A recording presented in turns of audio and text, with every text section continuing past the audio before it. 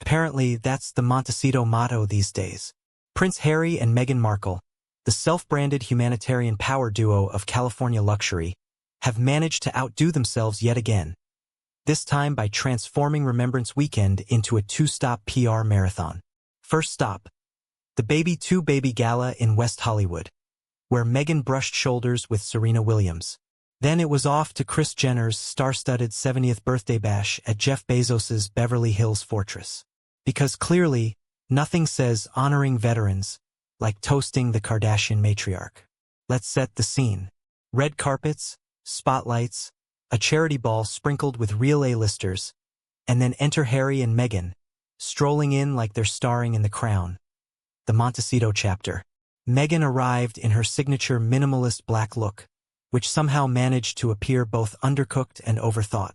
The top was navy midnight, the skirt jet black, creating a mismatched palette that whispered, "I got dressed in a power outage." The lint levels? Catastrophic. She looked like she'd had a pre-party cuddle session with her rescue beagle. But hey, she's all about effortless chic. Keyword, effortless. Harry, meanwhile, was doing what he does best, royal cosplay. Decked in velvet again, he seemed to be channeling Prince William's Earthshot tux, just 6 months too late. Unfortunately, his version leaned more divorced dad forced to prom than global statesman. The blazer was pure déjà vu, the poppy pinned like an accessory rather than a symbol. Because nothing says solemn remembrance quite like a war emblem at a Kardashian soiree. Somewhere in London, King Charles probably tightened his grip on his teacup. Back to Meghan. You know how stylists always say black never goes out of style? They probably didn't mean this black. The shades clashed so badly it looked like she'd mixed 2 clearance racks together. Between the mismatched tones and visible lint, critics had a field day. One social post summed it up. She came, she saw, she forgot to lint roll. And that fake tan line? Let's just say it had boundaries. Meanwhile, Harry's poppy felt more like a prop than a tribute. Because apparently, honoring the fallen is best done while sipping champagne beside Kim Kardashian. His face told the story, half hostage, half Uber driver, fully done. Across the pond, the contrast couldn't have been sharper. The Princess of Wales stood in quiet dignity beside King Charles and Prince George, marking remembrance with grace. Meanwhile, in Beverly Hills, Meghan was adjusting her skirt as Kris Jenner blew out 70-shaped candles. Subtle difference, huh? This isn't even about fashion anymore. It's about awareness. Wearing a remembrance poppy to a Hollywood party isn't tone-deaf. It's practically performance art. Imagine showing up to a funeral in sequins. Harry's weary body language screamed, "Get me out of here." Meghan, on the other hand, looked in her element. Flashing smiles, basking in the glow of celebrity perfume and filtered cameras. You could almost see her crafting the Instagram caption. Such an inspiring evening with friends and changemakers. But let's be honest.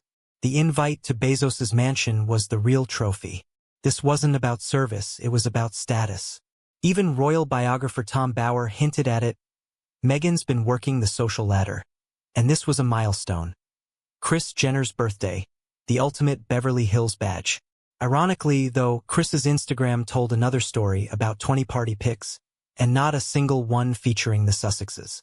Not a handshake, not a photo op, not even a blurry cameo. Like they never existed. 2 events, 2 photo calls, and still no spotlight. That's talent.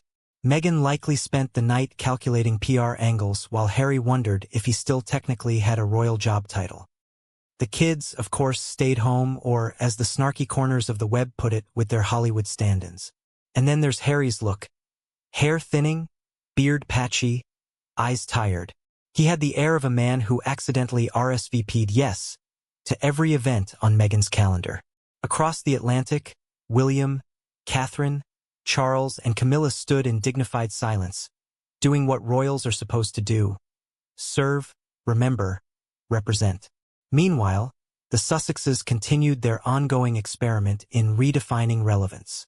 Let's call it what it is, the world's longest celebrity rebrand. For all their talk of freedom and authenticity, they're hustling harder than ever for clicks and invites. Their brand has become a never-ending Netflix special. You keep watching, waiting for meaning, but all you get are red carpets, rented smiles, and recycled causes. Meghan's checklist is nearly complete. Oprah, check. Serena, check. Kardashians, check. The Met Gala's the only thing left between her and total influencer ascension. In the end, Meghan beamed like she'd secured a new sponsorship deal, while Harry looked ready to fake a phone call from King Charles just to escape. No wonder Kris Jenner cropped them out. By morning, the internet had spoken. Tweets joked, "Didn't anyone tell them Halloween ended last week?" Others quipped that Meghan waited her whole life for the invite, only to get edited out of every photo. Even the tabloids piled on, quoting experts, calling Harry tired and Meghan thirsty. But give it time, the Sussexes will resurface at the next gala, probably championing some vague cause like sustainable wellness for mindful pets. Because when your mission is attention, every weekend is a red carpet waiting to happen. So yes, why charm one audience when you can hustle two? The Sussexes are living proof that when you trade service for self-promotion, every camera flash becomes a cause, every outfit a message, and every misstep, another headline.